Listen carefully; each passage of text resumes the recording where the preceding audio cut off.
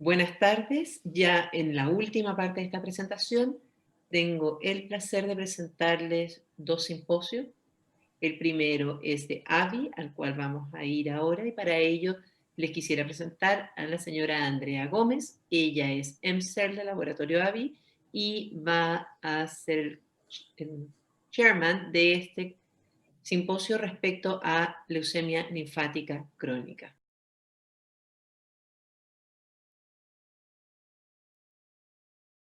Gracias, doctora Rojas. Tengo el agrado de presentar a la doctora hematóloga argentina, doctora Silvana Cugliari.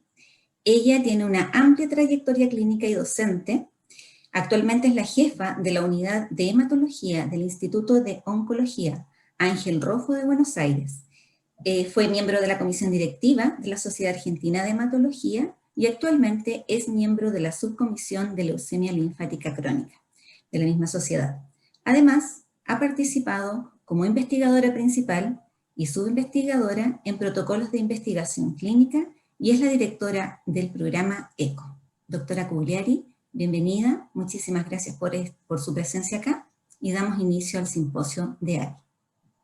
Muchas gracias, Andrea, por la presentación, gracias, Cristín, y también un gracias muy particular a la Fundación Cáncer Vida por el placer que me genera poder participar esta tarde con todos ustedes. Voy a compartir mi pantalla, voy a contarles que en los próximos minutos voy a charlar un poco con ustedes sobre la leucemia linfática crónica y por qué la leucemia linfática crónica representa toda una nueva era en su tratamiento, porque estamos transitando una nueva era en el tratamiento de los pacientes con leucemia linfática crónica. Estos son mis conflictos de interés. Como muy bien decía Cristina hace unos minutos, la leucemia linfática crónica es una enfermedad que afecta más frecuentemente al adulto mayor. En datos duros, como ustedes pueden ver, la mediana de edad al diagnóstico supera los 70 años y de hecho 2 de cada 3 pacientes tienen más de 65 al momento del diagnóstico. Esto muchas veces va de la mano con la presencia de comorbilidades en ese grupo etario y de hecho también para estadísticas estadounidenses, casi 9 de 10 pacientes tienen al menos una comorbilidad al momento del diagnóstico de leucemia linfática crónica, lo que representa un desafío muy importante a la hora de poder elegir un tratamiento adecuado y apropiado para esta población. Otro punto importante a modo introductorio es saber que es una de las pocas patologías oncohematológicas en donde la palabra diagnóstico no es sinónimo de necesidad de inicio de tratamiento inmediato. De hecho, prácticamente un tercio de los pacientes que se diagnostican pueden no requerir un tratamiento oncológico durante toda la evolución de su vida y un tercio pueden no requerirlo en el momento en el que se hace el diagnóstico, sino muchos años después. Sí hay un tercio, el tercio restante, que en el momento en el que se diagnostica debe iniciar tratamiento. ¿Y cómo sabemos cuáles son esos pacientes? Primero, porque debemos hacer una adecuada estadificación, un adecuado análisis de cuál es el estado de su enfermedad. Y si alguno de estos criterios de tratamiento están presentes, como la presencia de síntomas importantes relacionados a la enfermedad, como la presencia de alteraciones de laboratorio marcadas, o la presencia de tumoraciones importantes, en ese caso debemos considerar el inicio del tratamiento para beneficio de los pacientes. En los últimos años, y yo hablaba de una nueva era en esta enfermedad, en los últimos años hemos aprendido a comprender mejor muchos mecanismos biológicos de la misma, y además hemos aprendido también cómo algunos factores que nosotros podemos estudiar en el paciente le imprimen a ese paciente un mejor o un peor pronóstico. Y en ese caso, esas evaluaciones de las que disponemos hoy en día en nuestros centros asistenciales, si ustedes se fijan, tienen que ver con el estado mutacional de la inmunoglobulina, o tienen que ver con alteraciones citogenéticas como la de lesión del cromosoma 17 o la mutación de TP53, le dan a este tipo de índices mayor puntaje, lo que conlleva después a que esos pacientes tengan un impacto en la sobrevida global a 5 años. Es decir, que hay muchos nuevos factores pronósticos de los cuales disponemos, que si podemos tenerlos testeados antes del inicio del tratamiento, nos van a indicar, nos van a señalar un camino de cómo va a poder responder ese paciente con la medicación. E incluso nos pueden ir delineando cuál es la mejor estrategia para ese paciente. Entonces vemos de a poquito que también esta nueva era trae de la mano muchas nuevas estrategias de tratamiento, muchas nuevas opciones, pero que muchas veces cuando los doctores tenemos muchas opciones para elegir, tenemos que adiestrarnos mejor en seleccionar la opción más adecuada para el paciente que tenemos delante. Y podemos encontrarnos con pacientes con muy buena expectativa de vida, no relacionada con su leucemia linfática crónica, con un excelente estado funcional de sus órganos, sin comorbilidades, que son mejores candidatos para estrategias más agresivas, que quizás también pueden ser más tóxicas, pero que pueden llevar a una erradicación máxima de la enfermedad. Y por otro lado, podemos encontrarnos con pacientes con cierto deterioro de sus órganos, de sus funciones orgánicas, con mayor presencia de comorbilidades, y en ese caso los tratamientos deben ser muy cuidadosamente seleccionados para que la toxicidad sea menor en beneficio también de la calidad de vida de nuestro paciente. Como decía antes, muchas son las opciones de las cuales disponemos y el desafío consta en saber seleccionar adecuadamente cuál de esas opciones es la mejor para cada subtipo de paciente. Y en este caso me gustaría empezar haciendo un breve repaso sobre las diferentes líneas de tratamiento en pacientes fit y unfit. Le decimos pacientes fit a aquellos pacientes de menor edad, de mejor performance status, que tienen buenas funciones orgánicas. Y en el caso de que esos pacientes no tengan alteraciones citogenéticas de mal pronóstico, son candidatos a cualquiera de las opciones que ustedes pueden ver listadas en el slide, esquemas convencionales de inmunoquimioterapia como fludarabina, ciclofosfamida, rituximab o bendamustine y rituximab, o también a nuevas drogas blanco específicas con un target molecular, como pueden ser el ibrutinib, la combinación de venetoclax o vinutuximab o acalabrutinib. Ahí siempre hago una pequeña disquisición que tiene que ver justamente con estas características citogenéticas o mutacionales, en donde algunos pacientes se benefician más con algunas estrategias que con otras, dentro del grupo de opciones. Y como ustedes pueden ver, para aquellos pacientes con IGHV mutada y que no tienen alteraciones del cromosoma 11, las estrategias convencionales de inmunoquimioterapia siguen siendo muy útiles, y esto está avalado por datos de muchos años de seguimiento que nos aporta la bibliografía internacional, en donde pacientes que no han progresado, como pueden ver en la línea superior, luego de 7 u 8 años, se comportan como en una meseta, y en este seguimiento que han tenido estos trabajos de aproximadamente 15, 16 años, no progresan. Es decir, aproximadamente la mitad de estos pacientes mutados estarían curados o con una remisión muy prolongada de su enfermedad a largo plazo. Como ustedes pueden ver, los pacientes no mutados, que corresponderían a la línea inferior, tienen una evolución más desfavorable, y es por eso que en este sentido las estrategias de inmunoquimioterapia no están ya tanto en uso, sino que se promueve en estos últimos años la utilización en estos pacientes desde la primera línea de nuevas drogas blanco específicas. En los pacientes unfit con más deterioros de su performance status o de sus funciones orgánicas, las estrategias también constan de algunas opciones de inmunoquimioterapia, como la combinación de clorambucilo más anticuerpos anti-CD20, particularmente obinutuzumab es el que ha demostrado mayor superioridad versus los otros anti-CD20, y también nuevas drogas como ibrutinib, la combinación venetoclax-obinutuzumab y acalabrutinib. En este punto, la combinación venetoclax-obinutuzumab justamente fue analizada comparativamente con la estrategia estándar de inmunoquimioterapia, que era la que yo puse en primer lugar, clorambucilo más obinutuzumab, y demostró, venetoclax-obino, demostró superioridad versus ese estándar previo. Es decir, que en este grupo particular, digamos, las nuevas drogas son las que tendrían mayor preponderancia a la hora de seleccionar una línea de tratamiento.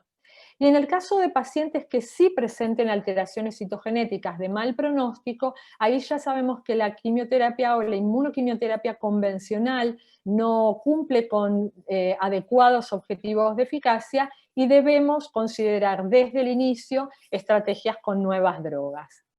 También hablamos de las mismas opciones. Y esas mismas opciones, a las que le sumamos la combinación de idelalisib más anti-CD20, son las que se encuentran disponibles para pacientes, o pueden ser opciones para pacientes tanto fit como unfit, que presentando o no alto riesgo citogenético, se encuentran frente a la necesidad de una segunda línea de tratamiento por un cuadro de recaída o refractariedad. Focalizándonos en los avances con venetoclax en el tratamiento de la leucemia linfática crónica y recordando un poquitito que el mecanismo de acción es un mecanismo de acción muy interesante, ya que el BCL2 es una molécula que está sobreexpresada en los pacientes con leucemia linfática crónica, y esta sobreexpresión promueve la sobrevida de las células neoplásicas, y en el momento en el que el venetoclax forma parte de este contexto, de este microambiente, el venetoclax inhibe directamente a esa molécula, al BCL2, y las proteínas proapoptóticas van a generar un mecanismo que va a llevar, en definitiva, a la muerte de la célula cancerosa. En este caso, un dato importante de venetoclax es tener en cuenta que uno de los cuidados particulares que debemos tener tienen que ver con evitar el desarrollo de un cuadro conocido como síndrome de lisis tumoral. Dada la efectividad de la droga, la lisis, la muerte celular, debe ser, digamos, algo pautado para que el riñón no sufra las consecuencias de esa situación. Por lo tanto, se ha establecido que el tratamiento con esta droga debe ser en forma paulatina, en lo que llamamos una rampa, hasta llegar con incrementos semanales, hasta llegar a la dosis total de 400 miligramos. Y en ese sentido, algunas recomendaciones que se dan también durante este periodo tienen que ver con una adecuada hidratación y el acompañamiento con drogas antihiperglicémicas para justamente proteger al riñón del eventual síndrome de lisis tumoral. Eso con un monitoreo más estrecho durante las primeras semanas y posteriormente con la dosis máxima y monitoreos paulatinos. Esta droga está principalmente indicada para la primera línea a raíz de un estudio que ha sido, digamos, el estudio pivotal para permitir su aprobación en primera línea, que es el CLL14. Y en recaídos refractarios, en segundas o ulteriores líneas de tratamiento, a raíz de un estudio que se llama Murano, que es el que permitió también la aprobación y el uso en combinación con rituximab para este grupo de pacientes.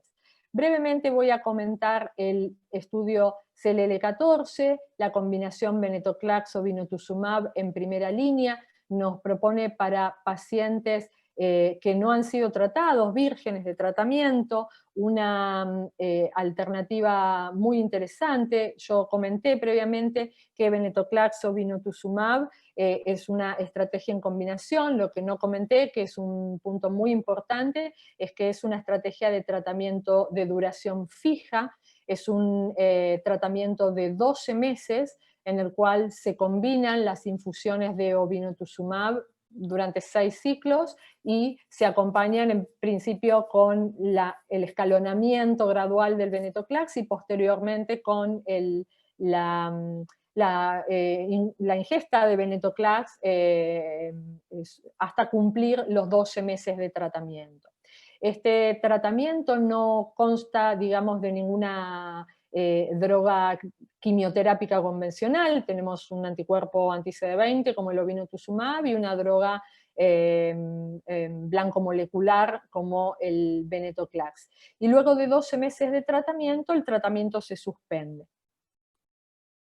Como ustedes pueden ver en estas curvas, en azul el brazo en estudio, venetoclax o vinotuzumab, con el último, el recientemente publicado, el último seguimiento a 3 años de estos pacientes, demuestra una marcada superioridad comparando con clorambucil o vinotuzumab, que era una estrategia estándar para este grupo de pacientes hasta hace unos años.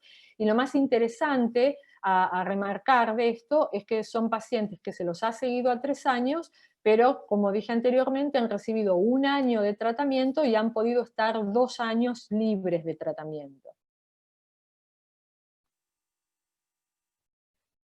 Todavía y en función de los 3 años nada más de seguimiento que tenemos de este estudio, no se han observado impactos en términos de sobrevida global.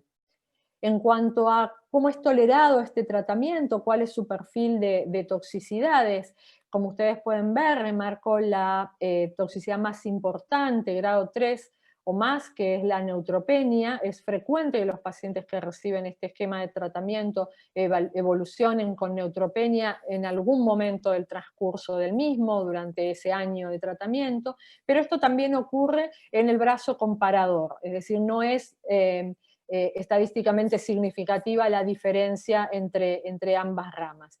Y un punto curioso e interesante es que esa neutropenia no conlleva, no se traduce en un mayor, estadísticamente hablando, en un mayor riesgo de neutropenia febril, que sabemos todos que cuando las defensas están bajas y los pacientes experimentan fiebre, eso nos condiciona a un monitoreo muy estrecho, a una muy probable internación del paciente para un tratamiento antibiótico inmediato y un seguimiento muchas veces hospitalario bastante cercano. En cuanto a la segunda línea de tratamiento, pacientes que ya han recibido una línea de tratamiento y en la segunda línea se decide utilizar el venetoclax, la combinación aquí es con rituximab, con otro anti-CD20, también es un diseño de tratamiento para un tratamiento de duración fija. En este caso se comparó con bendamustine rituximab, que era una estrategia muy utilizada en LLC recaída al momento en el que se diseñó este estudio. Y como ustedes pueden ver, el estudio Murano nos propone darle a los pacientes el tratamiento con venetoclax y rituximab por un periodo total de 2 años. En este caso, el seguimiento último del que disponemos hasta ahora es el seguimiento a 4 años, en donde también podemos ver una marcada superioridad, en este caso la curva roja para venetoclax rituximab, por sobre el brazo comparador de bendamustine rituximab.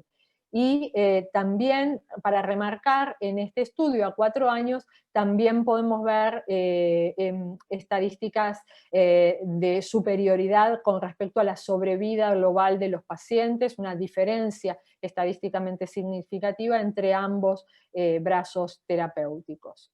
También el perfil de eventos adversos para comentar la alta incidencia de neutropenia que no se traduce en altas incidencias de neutropenia febril.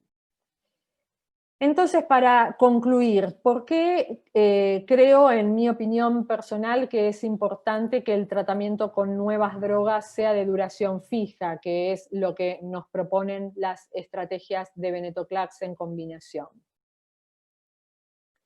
En primer lugar, porque todos sabemos que tomar medicación diaria en un tratamiento continuo, como podrían ser otras estrategias para la leucemia linfática crónica, que requerirían tratamiento de por vida, la adherencia puede ser variable o puede ser incierta, hay pacientes más cumplidores con la medicación, otros no tanto.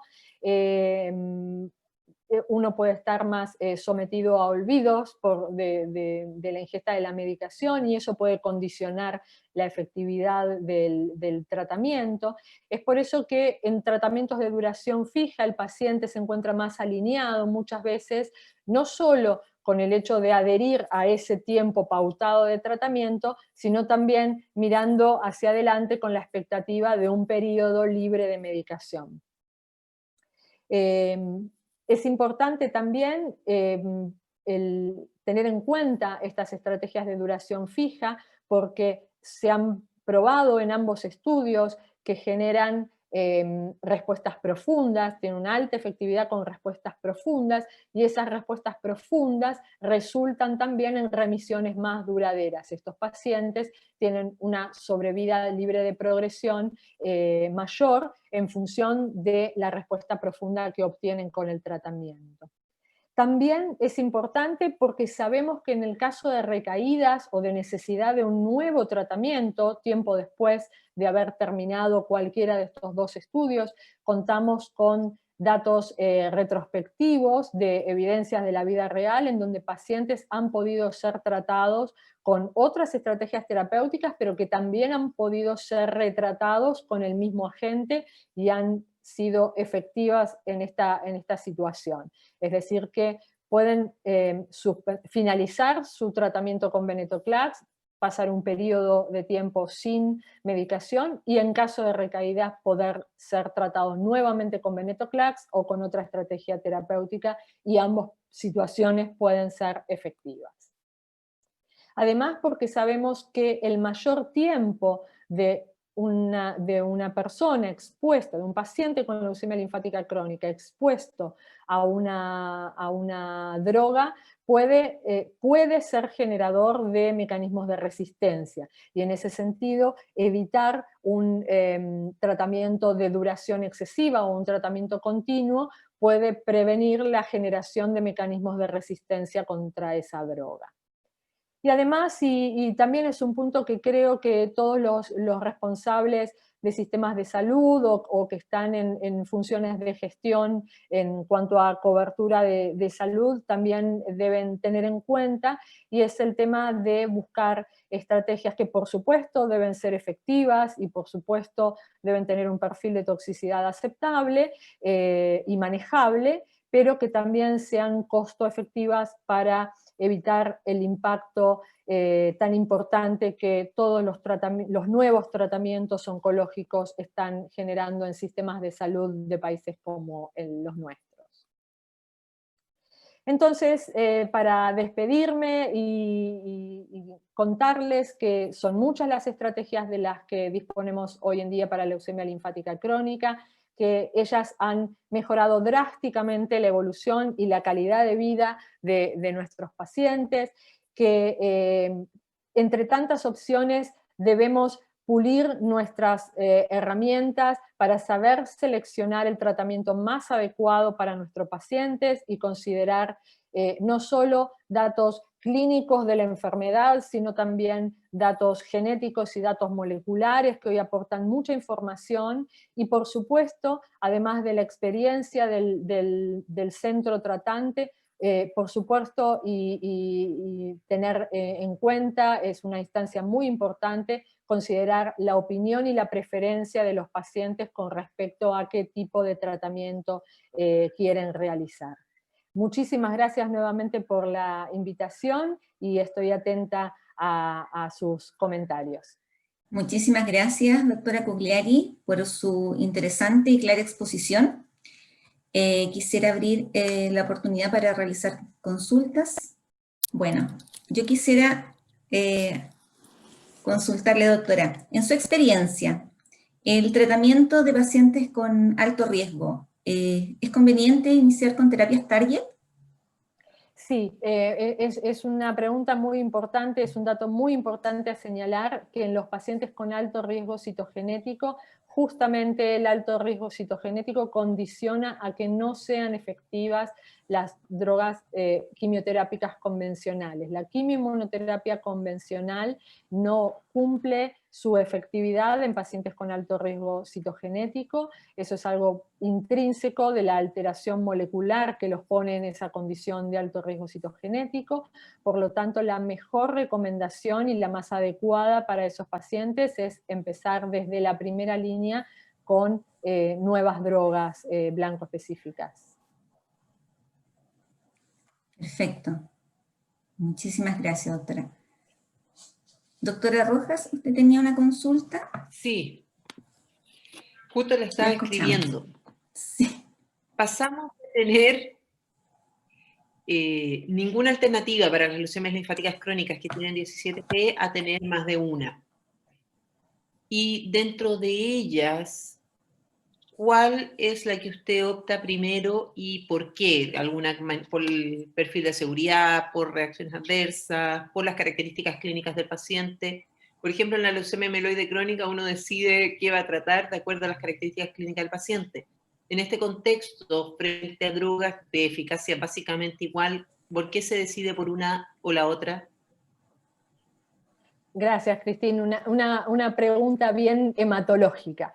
Tú lo has mencionado y tenemos digamos, muchas similitudes y los que tenemos algunos años en la profesión recordamos mucho lo que fue la historia de la leucemia mieloide crónica y el impacto que han tenido los inhibidores de tirosina quinasa, y cómo hemos modificado nuestro chip y nuestra conducta de tratamiento para con esos pacientes.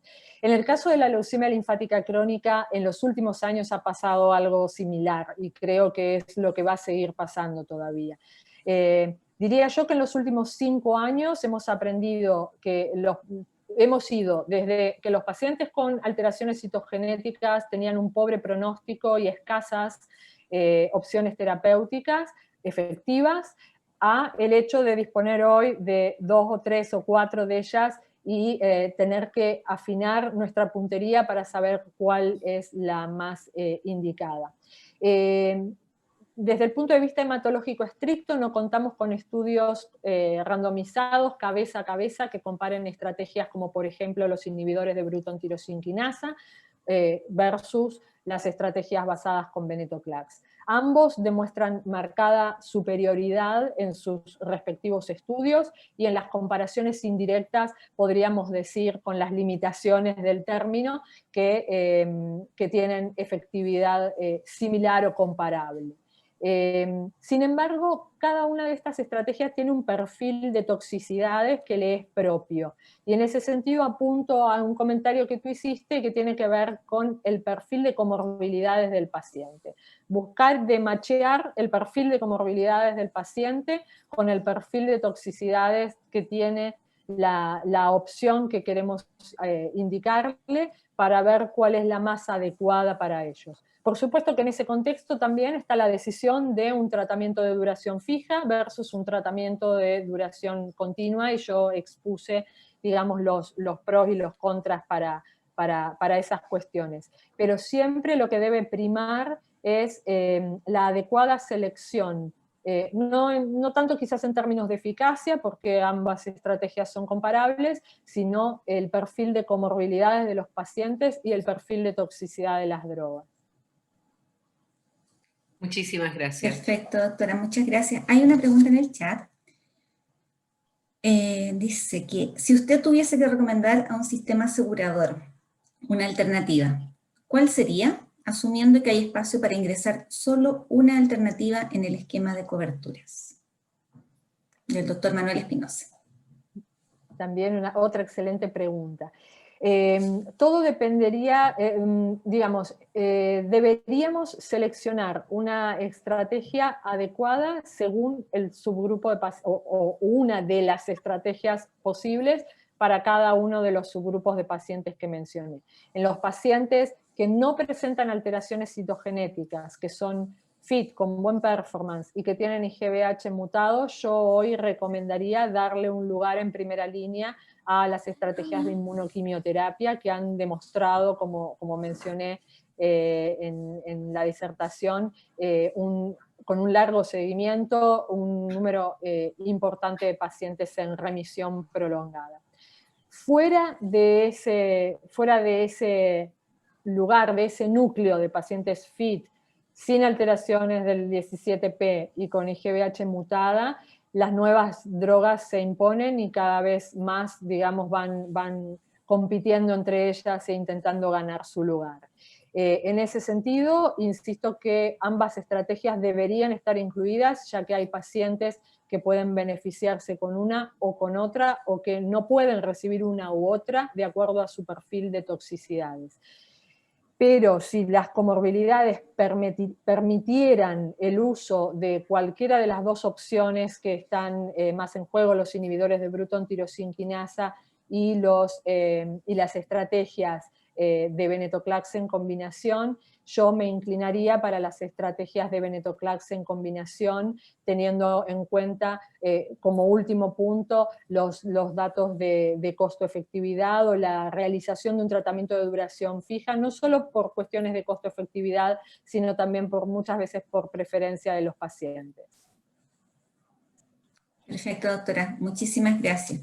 Bueno, en honor al tiempo, damos por finalizado el simposio. Quisiera agradecer nuevamente a la doctora Cugliari por su participación y esperamos que continúen disfrutando de esta actividad. Muchísimas gracias. Gracias a todos. Hasta luego.